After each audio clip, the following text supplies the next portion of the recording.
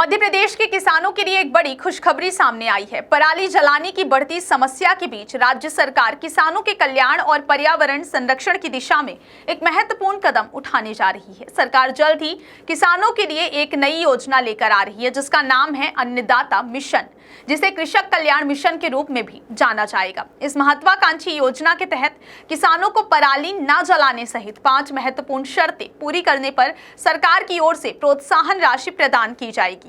इस स्कीम का मुख्य उद्देश्य प्रदेश के अन्नदाताओं की आय में वृद्धि करना है, उन्हें जलवायु के अनुकूल खेती के तरीकों को अपनाने के लिए प्रोत्साहित करना और उनकी फसलों का सही दाम सुनिश्चित करना है। आपको बता दें कि मंगलवार यानी 15 अप्रैल को हुई कैबिनेट की महत्वपूर्ण बैठक में इस मिशन को सैद्धांतिक मंजूरी दे दी गई है। सरकार की योजना है कि 1 एकड़ खेत वाले किसान को 1500 रुपए से लेकर 3000 रुपए तक की प्रोत्साहन राशि दी जाएगी।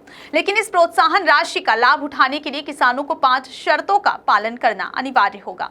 अब आइए जानते हैं प्रोत्साहन राशि प्राप्त करने के लिए किसानों को किन 5 शर्तों को पूरा करना होगा।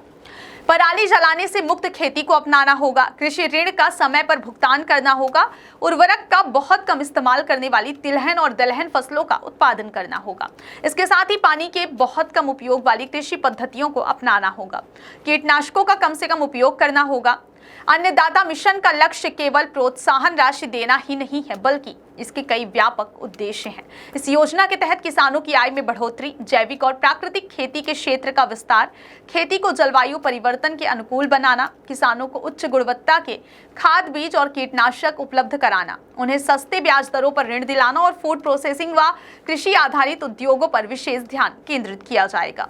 निश्चित रूप से मध्य प्रदेश सरकार की यह नई पहल किसानों के लिए एक उम्मीद की किरण लेकर आई है। यह न केवल उन्हें आर्थिक रूप से सशक्त करेगी, बल्कि पर्यावरण संरक्षण में भी महत्वपूर्ण योगदान देगी।